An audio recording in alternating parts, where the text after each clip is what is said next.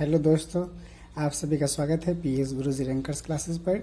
दोस्तों आज हम लोग इस चैनल पर प्लेटफॉर्म का भूगोल में चैप्टर वाइज देखेंगे और इसमें लगभग 3200 प्लस क्वेश्चन कराया जाएगा। और आज हम नए सीरीज़ को शुभारंभ कर रहे हैं और इसमें हम लोग लगभग सभी एग्ज़ाम जैसे C SET, BPSC, SSC, BSSC, railway, state police, CTT, STT, etc इत्यादि जितना है ना एग्ज़ाम, सब में लगभग क्वेश्चन पूछता है रुक्मणी से। बहुत अच्छा प्रकाशन है। अतः हम लोग इस प्रकाशन के माध्यम से जितना प्रश्न होता है चैप्टर वाइज हम लोग करेंगे। ठीक है, अगर आप इस चैनल पर नए हैं तो सब्सक्राइब कर लेंगे, बेल आइकन प्रेस कर लेंगे, क्योंकि आज हम नए सेशन को शुभारंभ करने वाले हैं। पहले भूगोल खत्म करेंगे क्योंकि भूगोल से क्वेश्चन बहुत ज़्यादा आ रहे हैं आजकल एग्जाम में। यह ऑल कॉम्पिटिटिव के लिए बहुत इंपॉर्टेंट है, प्रैक्टिस सेट। इसमें देखिए चैप्टर का नाम है, पहला चैप्टर भूगोल का ब्रह्मांड है, दूसरा है स्थल मंडल भू आकृति विज्ञान, तीसरा चैप्टर है जल मंडल समुद्र विज्ञान, वायुमंडल जल वायु विज्ञान, आर्थिक भूगोल, पर्यावरण एवं परिस्थिति तंत्र, जनसंख्या एवं नगरीकरण दिया, भारत का भूगोल, बिहार का भूगोल, विविध और पशुपालन कृषि। और इसमें हम मॉडल सेट भी करेंगे। मॉडल सेट बहुत सारा है। ठीक है, चलिए तो हम लोग आज से डेली एक एक के सेट आरम्भ करेंगे। चलिए तो आज हम लोग आज हम लोग फर्स्ट चैप्टर शुरू करते हैं, ब्रह्मांड एवं सौरमंडल। Most important and previous years का ऑब्जेक्टिव सब क्वेश्चन है और हम लोग इसमें लगभग एक क्वेश्चन के साथ साथ अनेक क्वेश्चन भी कर लेंगे। चलिए तो आज का फर्स्ट क्वेश्चन है मेरा, निम्नलिखित में से कौन से युग्म सुमेलित नहीं है। मतलब जो 4 ऑप्शन दिया है इसमें कौन सा है जो सुमेलित नहीं है, मतलब कौन गलत है। जैसे पहले दिया पृथ्वी से निकटतम ग्रह बुध, क्या निकटतम ग्रह नहीं, ये गलत है। पृथ्वी से सबसे दूर का ग्रह कौन है, कुबेर। अगला है सबसे अधिक अंडाकार कक्षा वाला ग्रह कौन है, अरुण। सबसे धीरे घूमने वाला ग्रह वरुण। तो इसमें से बताना है कौन सा होगा, तो इसका सही आंसर हो जाएगा बी, मतलब पृथ्वी के सबसे निकटतम ग्रह बुध नहीं होगा, सबसे अधिक अंडाकार कक्षा वाला ग्रह अरुण नहीं होगा, सबसे धीरे घूमने वाला ग्रह वरुण नहीं होगा। अब इसका एक्सप्लेनेशन देख लेते हैं। पृथ्वी से सबसे निकट ग्रह शुक्र कहा जाता है, जबकि सबसे दूर का ग्रह प्लूटो कहा जाता है। लेकिन 24 अगस्त 2006 ईस्वी के आसपास में अंतर्राष्ट्रीय खगोल संघ द्वारा प्लूटो को ग्रह का दर्जा समाप्त कर दिया गया। अब जो प्लूटो है उसको क्षुद्र ग्रह की श्रेणी में डाल दिया गया है। ठीक है, उसके बाद अगला है, लेकिन प्लूटो को ग्रह का दर्जा समाप्त कर दिया गया है और जो वरुण है उसको नेपच्यून जिसको कहते हैं सबसे दूर का ग्रह माना जाता है। ठीक है, अगला क्वेश्चन है क्वेश्चन नंबर 2, पृथ्वी पर मान्य दिशाओं को आधार मानते हुए कौन से ग्रहों पर सूर्योदय पश्चिम से होगा। मतलब वह कौन सा ग्रह है जिसमें सूर्योदय पश्चिम से शुरू होता है। तो इसका सही आंसर होगा अरुण और शुक्र। 2 ऐसा ग्रह है पृथ्वी पर जिस पर सूर्योदय पश्चिम से होता है। इसका एक्सप्रेशन देखते हैं, पृथ्वी पश्चिम से पूरब घूमता है। ठीक है, जबकि अरुण एवं शुक्र पृथ्वी की दिशा के विपरीत पूरब से पश्चिम की ओर घूमता है।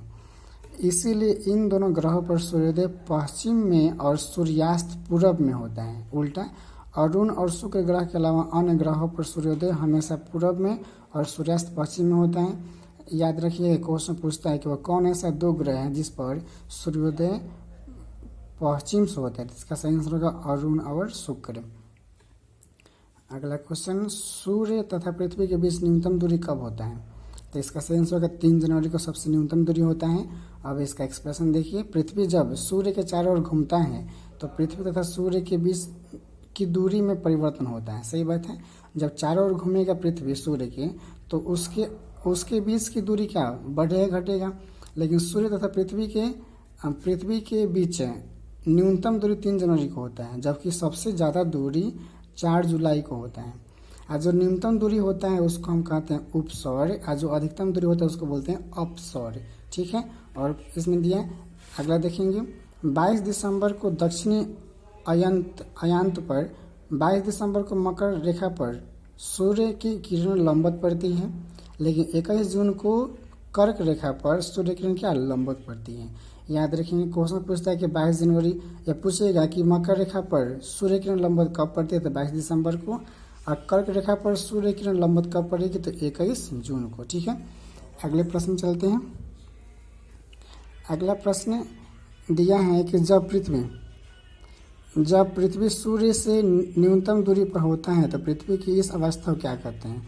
अभी बताएं कि जब पृथ्वी सूर्य के सबसे निकट रहेगा तो उसको क्या कहेंगे, तो उसको कहेंगे अपसौर, उसको कहेंगे उपसौर, और अधिकतम दूरी रहेगा तो उसको बोलेंगे अपसौर।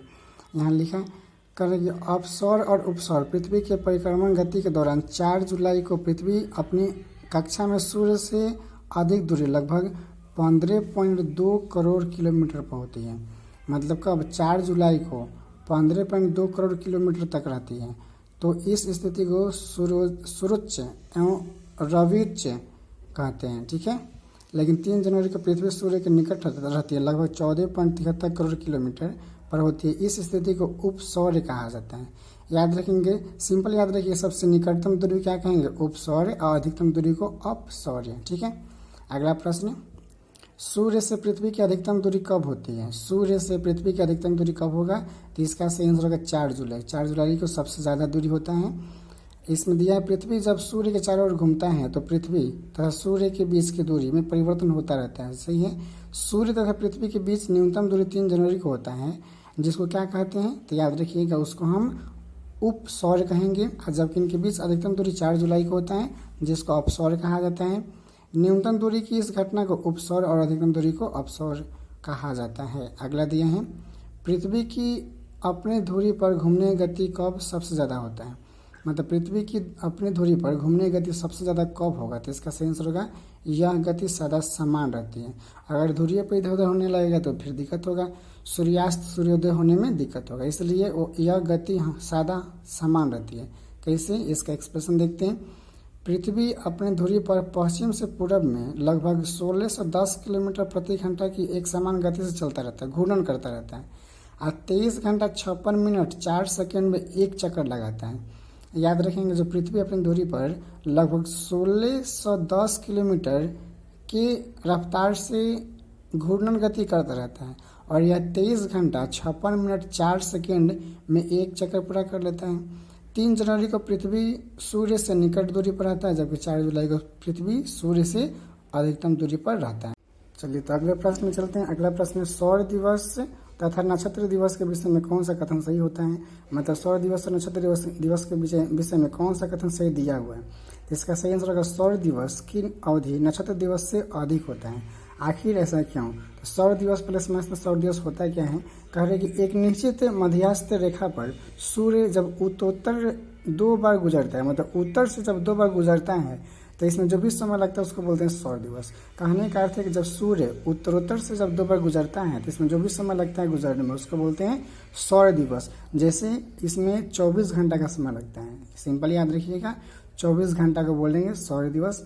नक्षत्र दिवस मतलब हो गया कि पृथ्वी से घूर्णन में लगा समय, जब एक दिए हुए तारे के संदर्भ में पृथ्वी पुनः अपनी स्थिति में वापस आ जाती है तो उसी को बोलते हैं नक्षत्र दिवस। मतलब जब पृथ्वी घूर्णन करती है करते करते जब अपनी स्थिति में वापस आ जाती है, अपने जगह पर फिर वापस आ जाता है, तो उसी को बोलते हैं नक्षत्र दिवस। यह अवधि लगभग 23 घंटा 56 मिनट का होता है। ठीक है, अगले प्रश्न चलते हैं। निम्नलिखित में किन के बीच और औसत दूरी को खगोलीय एकक कहा जाता है। मतलब किन के बीच की दूरी को खगोलीय एकक कहा जाता है। इसका सही आंसर होगा पृथ्वी तथा सूर्य। पृथ्वी और सूर्य के बीच की जो भी दूरी होती है उसको खगोलीय एकक के नाम से जाना जाता है। इसका एक्सप्रेशन देखिए, पृथ्वी तथा सूर्य की दूरी को खगोलीय एकक कहा जाता है। एक खगोलीय एकक बराबर कितना होगा, तो याद रखेंगे 1.496 × 10⁻11 मीटर। खगोलीय एकक दूरी का मात्रक होता है। जो खगोलीय एकक है वो किसका मात्रक, दूरी का मात्रक है। सबसे बड़ा मात्रक यही है, खगोलीय एकक। अगला दिया है, पृथ्वी से सूर्य की दूरी लगभग 15 करोड़ किलोमीटर है। पृथ्वी से सूर्य की दूरी कितना है, लगभग 15 करोड़ है। ठीक है, अगला प्रश्न चलते हैं। पृथ्वी से सितारों की दूरी को किस इकाई में नापा जाता है। जो पृथ्वी से सितारा जितना स्टार होता है उसके बीच की दूरी किससे मापेंगे हम, तो इसका आंसर होगा प्रकाश वर्ष। प्रकाश वर्ष के द्वारा मापते हैं। इसका एक्सप्रेशन दिया है, तारों की दूरियां प्रकाश वर्ष में व्यक्त किया जाता है। एक प्रकाश वर्ष उस दूरी को कहते हैं जो प्रकाश 3 लाख किलोमीटर प्रति सेकेंड की चाल से 1 वर्ष में तय करता है। मतलब 1 वर्ष में तय की गई दूरी को ही बोलते हैं प्रकाश वर्ष। अतः प्रकाश वर्ष दूरी की मात्रक है और इसका मान 9.4 × 10⁻12 किलोमीटर अथवा 9.4 × 10⁻15 मीटर होता है। ठीक है, अगला इसमें दिया पॉइंट फैदम। फैदोमीटर क्या होता है? तो फैदोमीटर समुद्र की गहराई मापने के लिए उपयोग किया जाता है, एक यंत्र है। नॉटिकल मील क्या होता है? नॉटिकल मील क्या है? तो इसका आंसर होगा समुद्रिक दूरी को मापने के लिए, जो समुद्र की जो दूरी है कि समुद्र कितना दूरी फैला हुआ है उसको मापने के लिए नॉटिकल मील का उपयोग करते हैं। 1 नॉटिकल मील बराबर होता है 1.852 किलोमीटर। ठीक है, अगले प्रश्न चलते हैं। अगला प्रश्न, चंद्रमा की सतह पर किसी वस्तु का डैश डैश, मतलब चंद्रमा की सतह पर किसी वस्तु का, इसका आंसर होगा द्रव्यमान स्थिर रहता है तथा केवल भार में कमी आता है। सही बात है, जो द्रव्यमान है वह द्रव्यमान कांस्टेंट होता है, लेकिन जो भार होता है वह भार बदलता रहता है, घटता रहता है। ठीक है, इसका एक्सप्रेशन देख लीजिए, इसमें दिया है पृथ्वी के अपेक्षा चंद्रमा पर जी का मान 1/6 रह जाता है। द्रव्यमान किसी पदार्थ में उपस्थित मात्रा को द्रव्यमान कहते हैं। याद रखिएगा द्रव्यमान क्या है, तो किसी पदार्थ में उपस्थित द्रव की मात्रा को द्रव्यमान कहा जाता है। द्रव मतलब हो गया भार, वजन। जबकि पृथ्वी जिस बल से किसी वस्तु को अपनी ओर खींचती है उस बल को बोलते हैं भार। ठीक है, भार बराबर क्या होगा? द्रव्यमान गुना गुरुत्व त्वरण, जिसको बोलते हैं W बराबर m/g। अगला क्वेश्चन दिया है, सूर्य के संदर्भ में चंद्रमा की एक परिक्रमा में कितना समय लगता है? सूर्य के संदर्भ में बताना है चंद्रमा को एक परिक्रमा पूरा करने में कितना समय लगेगा। तो इसका सही आंसर होगा 1 संयुक्ति मास। अब 1 संयुक्ति मास मतलब क्या होगा? तो याद रखिएगा पृथ्वी के परिक्रमा के साथ साथ चंद्रमा की सूर्य की सापेक्ष गति भी है। पृथ्वी के परिक्रमा गति के विपरीत चंद्रमा सूर्य की ओर पूरब की ओर चलता है, जिससे यह पृथ्वी की परिक्रमा में 2.5 दिन पीछे रह जाता है। अतः चंद्रमा को पृथ्वी की परिक्रमा में 27 दिन 7 घंटे की अपेक्षा लगभग 1 महीना लग जाता है। इसी को चंद्रमास 30 दिन का माना जाता है।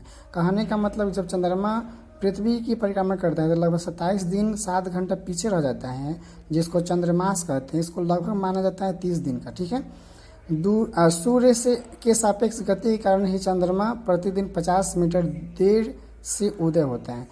50 मीटर देर से उदय होता है। ठीक है, तो याद रखिए कि चंद्रमास क्या है, तो 30 दिन को चंद्रमास माना जाता है। और सूर्य के समय में चंद्रमा की एक परिक्रमा में कितना समय लगेगा? तो 1 संयुक्त मास मतलब 1 चंद्रमास। ठीक है, अगले प्रश्न चलते हैं।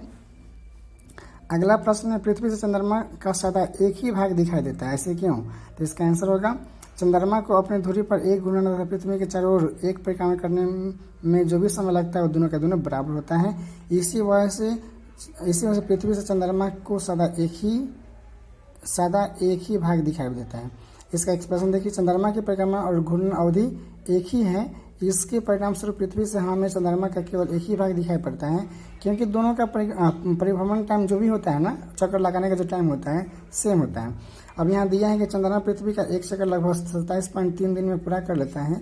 इतने ही समय में यह अपने अक्ष पर एक चक्कर भी पूरा करता है।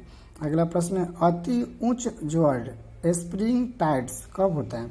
स्प्रिंग टाइड्स मतलब इसका सही आंसर होगा 1 और 4, मतलब अमावस्या और पूर्णिमा के दिन। अमावस्या और पूर्णिमा मतलब देखिए क्या हो, एक्सप्रेशन देख लेते हैं। अति उच्च ज्वार, दीर्घ ज्वार, जब सूर्य पृथ्वी और चंद्रमा तीनों एक ही स्थिति में होता है तो चंद्रमा और सूर्य का सम्मिलित आकर्षण बल पृथ्वी पर पड़ता है। सही बात है, और अतः उच्च ज्वार अनुभव किया जाता है। कहने का मतलब जब तीनों का तीनों एक स्थिति में हो जाता है तो उस समय ज्वार भट्टा भी आने का संभावना होता है। यह अवस्था अमावस्या या पूर्णिमा को उत्पन्न करता है, मतलब चंद्र ग्रहण और सूर्य ग्रहण को भी उत्पन्न कर सकता है। ठीक है, अगला दिया है क्वेश्चन, निम्नलिखित में से कौन सा सम्मिलित नहीं है? इसमें बताना है कौन सा जो दिया है भाग गलत दिया है। अब इसका आंसर हो जाएगा बी में देखिए 2 और 3 जो दिया गलत दिया है। मकर रेखा 66.5 डिग्री उत्तर अक्षांश पर नहीं झुका हुआ है। उसके बाद अंतर्राष्ट्रीय तिथि रेखा 0 डिग्री देशांतर को नहीं कहा जाता है। अब ऐसा क्यों? तो इसका एक्सप्रेशन देख लेते हैं। कर्क रेखा 23.5 डिग्री उत्तरी अक्षांश पर झुका हुआ है, सही बात है। मकर रेखा 23.5 डिग्री दक्षिणी अक्षांश पर झुका हुआ है, भी बात सही है। अंतर्राष्ट्रीय तिथि रेखा 180 डिग्री देशांतर को अंतर्राष्ट्रीय तिथि रेखा कहा जाता है। 1884 में इसका निर्धारण किया गया था, किसका? अंतर्राष्ट्रीय तिथि रेखा का। यह बेरिंग जल संधि के समानांतर टेढ़ी मेढ़ी खींची गई है। इसमें 7 मोड़ होता है, किसमें? तो अंतर्राष्ट्रीय तिथि रेखा में। ठीक है, अगला, यदि कोई व्यक्ति इस रेखा के पश्चिम से पूर्व की ओर पार करता है तो एक दिन कम हो जाता है। जब पूर्व से पश्चिम की ओर पार करता है तो एक दिन बढ़ जाता है। मतलब पश्चिम से पूर्व की ओर जब जाएगा बेचारा तो एक दिन कम लगेगा, लेकिन जब पूर्व से पश्चिम की ओर जाएगा तो एक दिन बढ़ जाता है। ठीक है। दक्षिणी ध्रुवीय वृत्त क्या होगा? तो 66.5 डिग्री दक्षिणी अक्षांश को ही बोलते हैं दक्षिणी ध्रुवीय वृत्त। ये अंटार्कटिक का वृत्त भी इसे कहा जाता है। ठीक है। अगला क्वेश्चन है, निम्नलिखित में से कहाँ सूर्य की किरणें कभी भी समकोण पर नहीं होती हैं? एक कौन सा नगर है जहाँ पे सूर्य किरण कभी समकोण नहीं होगा? तो इसका सही आंसर होगा श्रीनगर। ऐसा क्यों? क्योंकि श्रीनगर 37 डिग्री उत्तरी अक्षांश रेखा से उत्तर में अवस्थित है, इसी वजह से इस पे समकोण नहीं बना पाता है सूर्य किरण।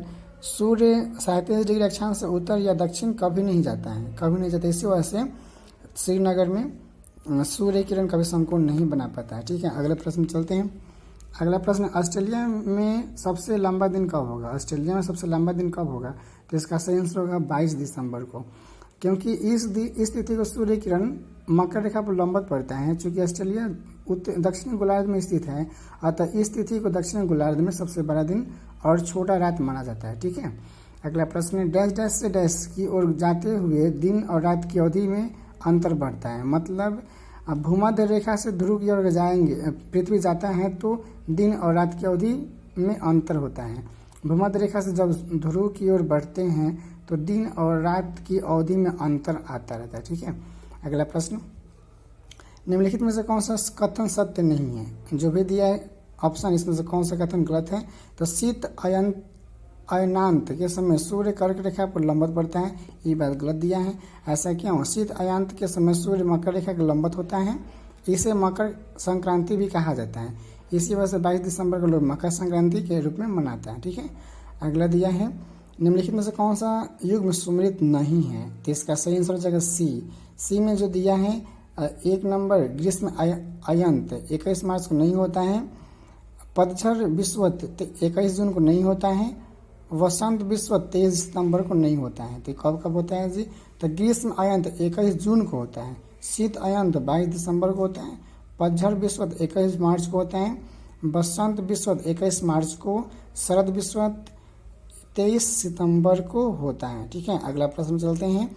ग्रीष्म काल में निम्नलिखित में से किस स्थान पर दिन सबसे लंबा होता है? मतलब ग्रीष्म काल के समय में जब 21 जून आता है उस समय कब सूर्य ग्रीष्म काल में निम्नलिखित में से किस स्थान पर दिन सबसे लंबा होगा? मतलब दिन की अवधि सबसे बड़ा कब होता है? कहाँ होता है? श्रीनगर में। ठीक है। अगला, डैश के समय दक्षिण ध्रुव पर लगातार प्रकाश डालता रहता है, कहाँ पे? तो इसका सही आंसर शीत अयंत में। 22 दिसंबर को वहाँ पे दक्षिणी ध्रुव पर लगातार प्रकाश पड़ता है, क्योंकि 22 दिसंबर को सबसे बड़ा दिन होता है और 3 जनवरी को सबसे छोटा दिन माना जाता है। ठीक है। अगला दिया है, क्योंकि 22 दिसंबर को सूर्य का जो भी किरण होता है लंबवत पड़ता है मकर रेखा पर, कर्क रेखा पर 21 जून को पड़ता है। ठीक है। सूर्य से दूरी के क्रम के आधार पर किन ग्रहों की स्थिति बदलती रहती है? तो इसका सही आंसर हो जाएगा सी। इसका सही आंसर होगा सी, अर्थात 2 और 3 वरुण और कुबेर। एक्सप्रेशन में दिया है कि सूर्य से दूरी के क्रम के आधार पर वरुण और कुबेर यम की स्थिति बदलती रहती है। सबसे छोटे छोटे रास्ते से यात्रा करने के लिए एक व्यक्ति को डैश का अनुसरण करना चाहिए। किसका? तो इसका आंसर है देशांतर रेखाओं का अनुसरण करना चाहिए। अगर न्यूनतम दूरी तय करने के लिए व्यक्ति को देशांतर रेखाओं का अनुसरण करना चाहिए। जब कोई व्यक्ति डैश से डैश को पार करता है तो तिथि में एक जोड़ा जाता है। मतलब क्या? कि सी 180 डिग्री देशांतर पूर्व पश्चिम। आपको याद रखना है कि जो भी देशांतर रेखा होता है पूर्वी पश्चिम की ओर, तो वह 180 डिग्री देशांतर होता है। जब कोई व्यक्ति 180 डिग्री देशांतर को पूर्व से पश्चिम की ओर जब पार करता है तो उसकी तिथि में एक जोड़ा जाता है, +1 किया जाता है। ठीक है। जब कोई व्यक्ति अंतर्राष्ट्रीय तिथि रेखा 180 डिग्री देशांतर के पूर्व से पश्चिम की ओर जाता है तो उसके तिथि में एक जोड़ा जाता है, लेकिन जब वही अंतर्राष्ट्रीय तिथि रेखा को पश्चिम से पूर्व की ओर पार करता है तो उसमें से एक घटाया जाता है। पृथ्वी पर ऋतु परिवर्तन के लिए कौन से कारक उत्तरदायी होता है? पृथ्वी पर जो मौसम बदलता रहता है उसका मेन कारण क्या है? तो इसका सही आंसर होगा 2 और 3। मतलब पृथ्वी की सूर्य के चारों ओर परिक्रमा करना और पृथ्वी के अक्ष का झुकाव। इसी वजह से इसी वजह से ऋतु परिवर्तन होता रहता है पृथ्वी पर। ठीक है, अब इसका एक्सप्रेशन देखिए, दिया है पृथ्वी पर ऋतु परिवर्तन के निम्नलिखित कारण है। पहला दिया है पृथ्वी के सूर्य के चारों ओर घूमना, पृथ्वी के अक्ष पर झुकना, कितना डिग्री पर झुका है, 37 डिग्री पर झुका हुआ है। पृथ्वी की घूर्णन गति के कारण पृथ्वी पर दिन रात समान होना। ठीक है, अगला दिया है कथन ए कथन आर। कथन ए में दिया है कि प्रत्येक अमावस्या और पूर्णिमा को ग्रहण नहीं करता है चंद्रमा पृथ्वी के चारों ओर अंडाकार पथ पर परिक्रमा करता है। तो इसका सही आंसर होगा ए, मतलब ए तथा आर दोनों सही है, लेकिन आर जो दिया हुआ है ए के ठीक व्याख्या करता है। कैसे, मतलब जो आर है चंद्रमा पृथ्वी के चारों ओर अंडाकार पथ पर परिक्रमा करता है, वह प्रत्येक अमावस्या और पूर्णिमा के ग्रहण नहीं करता है, मतलब पूर्णिमा और अमावस्या के दिन नहीं। अगला इसका दिया है, अगले प्रश्न में चलते हैं हम लोग। दिया है कि कथन ए कथन आर, विश्वत के समय पूरे संसार में दिन और रात बराबर होता है क्या? विश्वत के समय सूर्य भूमध्य रेखा पर लंबवत होता है क्या? प्रकाश वृत्त ध्रुवों से गुजरता है? तो इसका सही आंसर हो जाएगा ए तथा आर दोनों सही है, बट जो आर है वह ए को स्पष्टीकरण दे रहा है। मतलब जो आर कथन क्या है, विश्वत के समय सूर्य भूमध्य रेखा पर लंबवत होता है, सही बात है, लेकिन विश्वत के समय पूरे संसार में दिन और रात बराबर नहीं होता है, सही है। अगला दिया है कथन ए और कथन आर, फिर पृथ्वी के से सादा चंद्रमा का एक ही तल नजर आता है, चंद्रमा पृथ्वी की परिक्रमा करता है। तो इसका सही आंसर होगा ए तथा आर दोनों से, परंतु आर जो है वह ए को स्पष्टीकरण नहीं दे रहा है। मतलब जो चंद्रमा पृथ्वी की परिक्रमा करता है, ये बात पृथ्वी से सादा चंद्रमा का एक ही तल नजर आता है, ये बात गलत बोल रहा है। मतलब जो आर है वह ए के बारे में नहीं बता रहे कुछ। दो स्थानों के बीच समय के अंतर के लिए कौन से कारक उत्तरदायी होता है? दो स्थानों के बीच जो समय का अंतर होता है उसको क्या बोलेंगे? तो इसका सही आंसर हो जाएगा केवल 3, मतलब देशांतर। देशांतर रेखा से यह निश्चित होता है कि कोई स्थान प्रधान मध्य रेखा से कितना पूर्व और कितना पश्चिम में है, तो उसी को कैलकुलेट किया जाता है कहाँ से? देशांतर रेखा से ज्ञात की जाती है। देशांतर रेखा से कोई स्थान प्रधान मध्य रेखा से कितनी दूर है, कितने पश्चिम कितनी पूर्व है, उसको ज्ञात किया जाता है। निम्नलिखित में से किस स्थान का समय GMT से आगे होगा? तो इसका सही आंसर होगा बगदाद। बगदाद कहाँ पड़ता है? इराक की राजधानी बगदाद है, जहाँ 45 डिग्री पूर्वी देशांतर पर अवस्थित है। अतः इसका समय GMT में 3 घंटा आगे है, मतलब उसका जो GMT है ग्लोबल टाइमिंग जो है वो 3 घंटा क्या है आगे है, किसका? बगदाद का, इराक की राजधानी है।